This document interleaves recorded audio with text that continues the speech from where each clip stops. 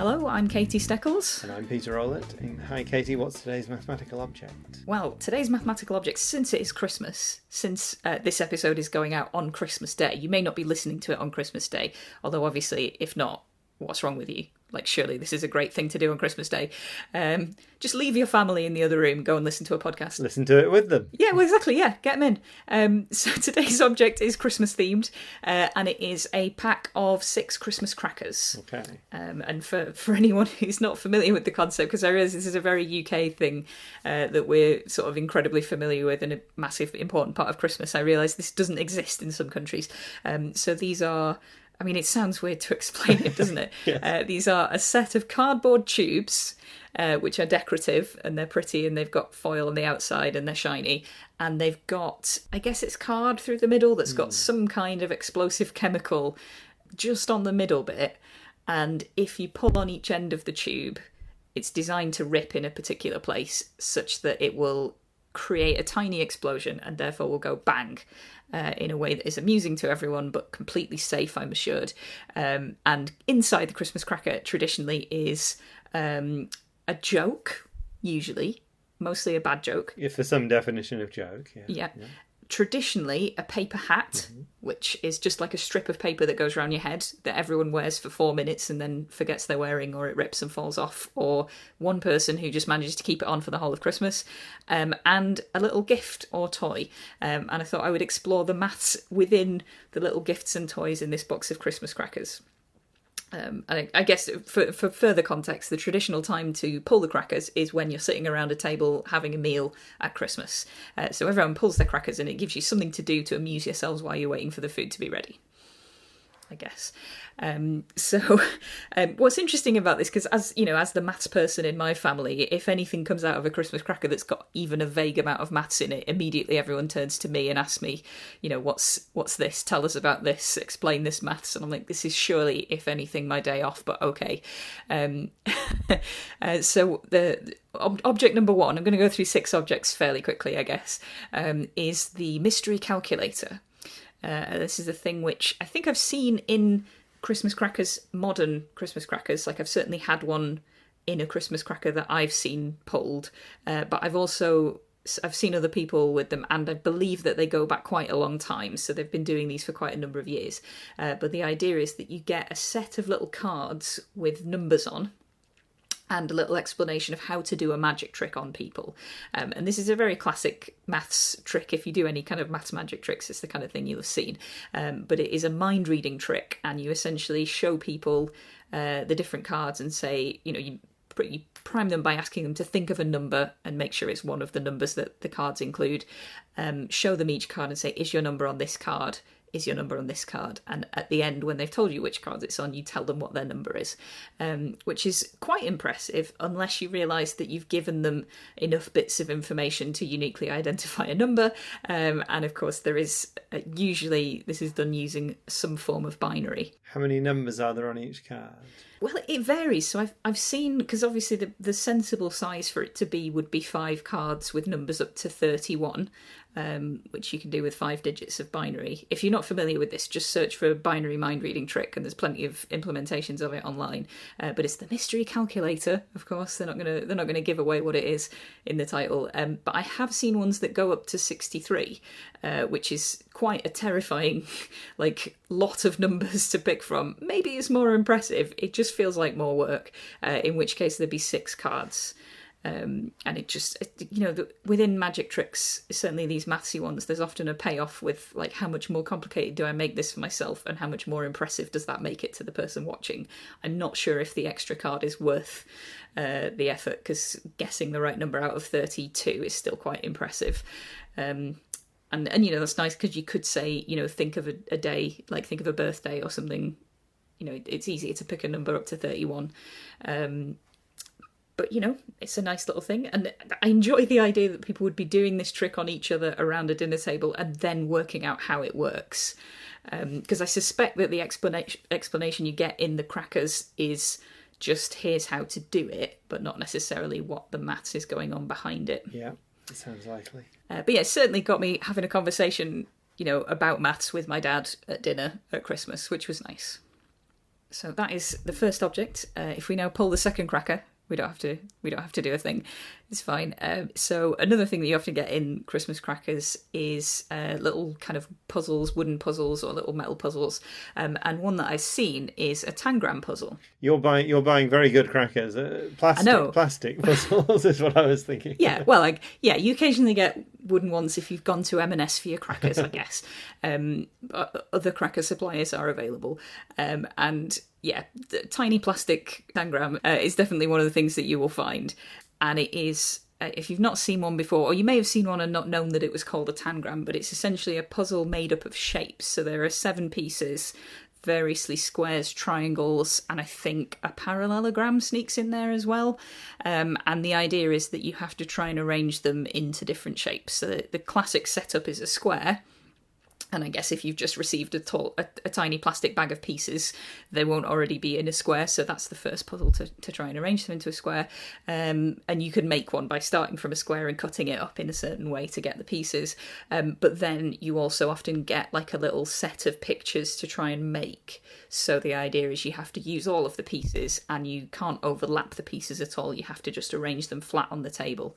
And it's actually quite a long established thing. It's reputed to have invented in China, as many things were, but it was sometime around apparently the late 18th century and kind of travelled around the world on trading ships and became a popular thing in the rest of the world and in Europe. But it's kind of fun. It's a nice, neat thing, and the shapes are specific shapes and sizes. There are ways to construct. So if you start from a square, you can construct a tangram using particular cuts. Like the first cut is a diagonal across the whole shape, and then you can, there are lots of midpoints of various lines and things. You can fold them out of origami paper. So Think Maths, where I used to work doing maths talks, have a little resource on their website for making origami tangrams. So we could put the link in the show notes. But, you can fold them all out of, I think it's 3 or 4 pieces of origami paper. And, then it's just a nice little puzzle, and you can set challenges for each other, because you sort of get the outline of the shape, but not what the arrangement of pieces within that is. So it's a nice sort of geometric puzzle in that sense.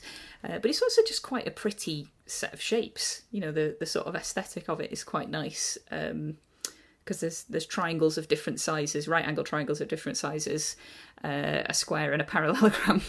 So what's in the next cracker? So the next cracker contains one of the objects that people who make Christmas crackers seem to think is a useful thing. Because sometimes they're like, oh, it's a tiny pen. And you're like, great, I will never use a little this. Screwdriver, just all sorts of things. Yeah. It's like the tiny little set of screwdrivers that you often get, and someone goes, well, I wear glasses, so I'm definitely keeping these because they will come in very handy, and then you can never find them when you actually need them. But yeah, this is a tiny padlock.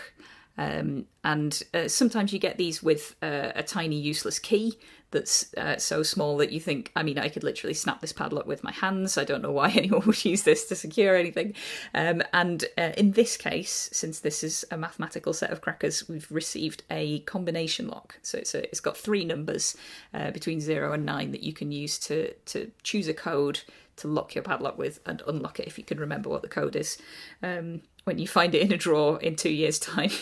So this is, obviously there is a sort of trivial amount of maths in here, in that it is the number of different combinations you can make. So if each of the 3 numbers can be any digit between 0 and 9, then you've got 10 options for each. So there's 10 times 10 times 10, which is 1,000 different combinations. Which seems very secure, quite unguessable, I imagine. There is debate in the mathematical community as to whether this should be called a combination lock. Because I guess combination is a word with a specific mathematical meaning, and mathematicians like people to use the correct word for things.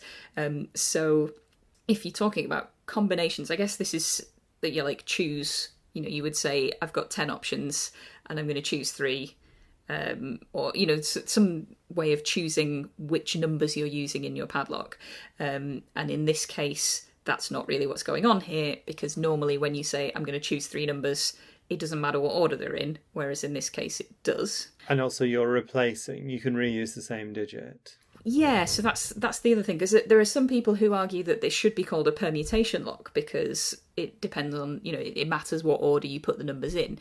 But if it's a permutation, this is the mathematical notion of a reordering of things, it would just be 3 distinct numbers that you can put in any order. Whereas in this case, each of them can be more than 3 different things and you can repeat the same digit. So I'm not sure whether it should be a combination lock or a permutation lock or neither. Or both, maybe like a combination and permutation lock. But they probably wouldn't sell as many if they had to include that on the packaging every time. But if mathematicians are not happy with the subtle difference between mathematical terms and everyday terms, they're doing a lot of things wrong.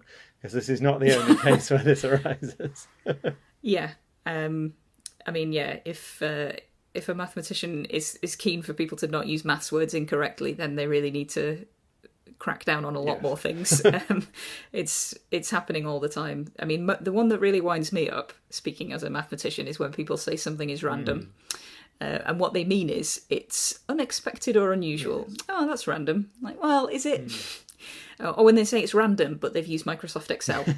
And that's not random either. So that's good.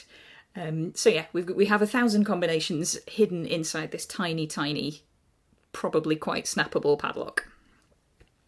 And in fact, it seems impressive, but it pales in comparison to the number of combinations present in my next Cracker gift, which is a tiny deck of playing cards. And this is one of my absolute favourite things to get in a Cracker, because you're like, oh my god, the things we can do! This is so exciting! And you're like, I've got 100 boxes of playing cards in the cupboard. Like, this is not exciting at all. I already own a deck of playing cards.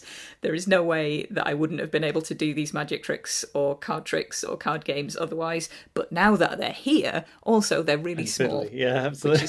They're really adorable. They're much harder to use than regular playing cards because they're quite fiddly. But they are very, very small. And I mentioned that there are a lot of combinations here. I suspect that's probably another episode of the podcast. I think deck of cards is an object interesting enough in its own right to justify a full mathematical objects episode. But the deck of tiny playing cards, adorable, because they're just so small. It's the other weird thing about it is it's the same thickness as a regular deck of playing cards, which is super weird because it's tiny. Yeah. And you look at it and you're like, it's not a deck of cards scaled down, because it's only scaled down in 2 of the 3 dimensions. But it is, it's a fun thing, and you can do some tiny magic tricks. There is a website at mathematicalmagic.com where there are a list of mathematical magic tricks that you can do either with a deck of cards or otherwise.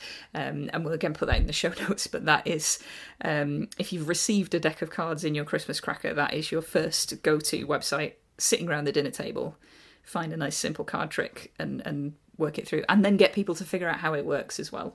Obviously, best thing to do. Okay, so what's next? So in my 5th Christmas Cracker, and this is very exciting, I've received a set square, and not a normal useful set square. A tiny rubbish plastic one, just like all of my other Cracker gifts.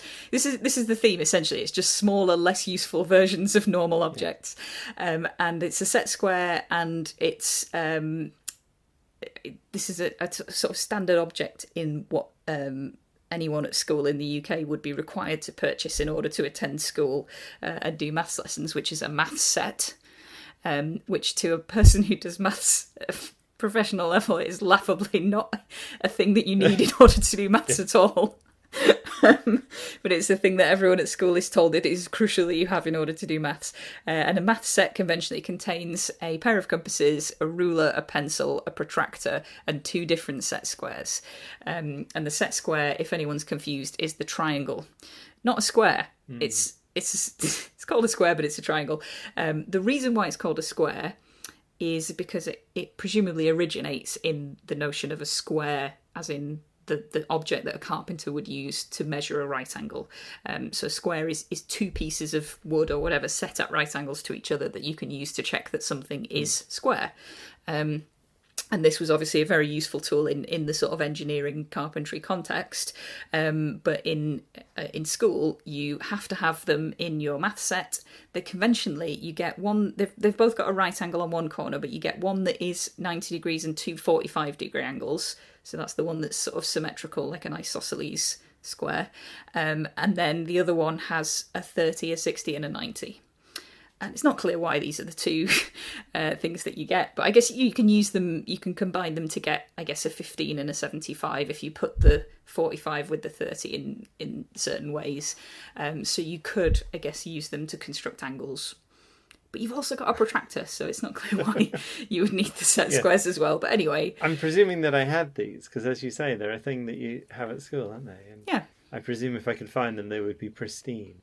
Yeah, absolutely. I've never used them for anything. The only thing I ever used my set square for was when I couldn't find the ruler, and I needed to draw a straight line edge. And because it's been pointed out that it's the right angle that is the useful part of it. It's the fact that you can draw a nice right angle. But I would also use a ruler for that sometimes, because the ruler has got a right angle on the corner as well. Maybe, there are probably uses for this, but it's an important object, and you get a tiny plastic one that has no further, it's no bigger than the end of a ruler, so it's not clear what your right angle benefit is. Because if you're thinking that the big ones are useful because you can construct the lines going in two directions, it's not big enough for that. But it just feels nice. I think the best thing I've seen done with them is just mount them on earrings. If you can get two of them, make yourself a set of tiny maths jewellery.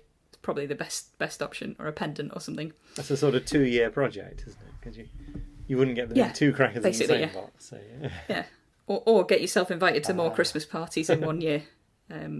Good. So one more object. One more object, probably the least mathematical of any of these, which is the fortune-telling fish. For anyone not familiar with Christmas crackers, this is going to sound absolutely ridiculous. For anyone who is familiar with Christmas crackers, you're going to know exactly what we're talking about here. But it comes in a little plastic packet, and there's a piece of paper inside, and in there is a plastic, flat, red fish. They're always red, for some reason, and they're always a very thin sort of piece of cellophane, and the idea is that you place it on your palm and it will tell your fortune. And there's a list that comes in the on the piece of paper. It's got a little list written down there that says what the different behaviours of the fish mean in terms of your fortune, and that also sounds like nonsense, but it's things like if the head moves, if the tail moves, if the thing curls sideways, if the thing just turns itself over, if it doesn't do anything at all, or if it curls up into a little roll. And you might be thinking why and how, but it's kind of like a magic thing, and you sort of put it on your hand and watch it, and within a very short amount of time it starts to move or curl up or do something. To be clear on your use of magic thing, I mean, this is like Magic 8 Ball territory. It's just made up some stuff, right? You're in love, or you're tired, or you're whatever, on the basis of what this thing does. Yeah. But there's some chemistry magic going on.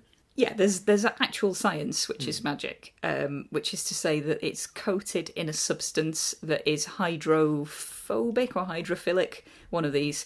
So sodium polyacrylate, which is the same substance that's in nappies, disposable diapers, which absorbs water, and the molecules, essentially it's a salt, and the molecules are quite hydrophilic. Yeah, it grabs onto the water molecules, which means that there's kind of a coating of this on the surface of the plastic fish, and obviously on the average person's hand there is at least some number of water molecules which will attach to this thing, and as it attaches to it, it changes the shape of the molecule, which changes the shape of the fish, it's sort of interesting, because what it means is that if you put this thing in water, it becomes useless. It doesn't know what's going on. It can't tell your fortune anymore. Whereas previously it could. Yeah. But if you then dry it fully out, it'll work again, because it's just a coating of molecules on the surface of the thing. So I'm interested in the sort of dynamics of it. So it grabs a bit of water, which changes its shape a bit, but then it does different types of movement depending on where on it it's absorbed that bit of water. Yeah, I guess it's effectively random, given that the distribution of molecules on your hand will be random, and where you put the fish and which way up it is and that kind of thing. But it's because you've got the molecules changing on one side of the plastic, it causes the thing to curve or flip up or move around in interesting ways. But yeah, it turns out not actually magic and not telling your fortune. Although I enjoy that the one concept that they've associated. So I've got a picture of one of the bits of card that you get with this. And it says that if the fish doesn't move at all, it means you're tired. Which is interesting, because what it actually means is that you're dehydrated. But they're not going to say that. They should say, if it's motionless, have a drink of water. I think you might need some. But, so not necessarily a maths thing, but I think an interesting thing at least. And I mean, people might have received Christmas cracker gifts that are much more mathematical than this. They might have seen interesting maths things in some of the other gifts that they've had. And obviously we'd be keen to hear from people. We have our email address for the podcast, objects@aperiodical.com. You can send in your experiences of mathematical Christmas cracker gifts, or just other Christmas gifts, I guess. It's Christmas, we don't mind. Or you can send us a tweet. I guess we are both on Twitter, so I'm @Steckles. And at Peter Rowlett. The podcast itself is @MathsObjects. So feel free to tag in any combination of those things. And both Peter and I blog at aperiodical.com, which is where you can find more episodes of the podcast. The music is Funk Game Loop by Kevin MacLeod, licensed under Creative Commons.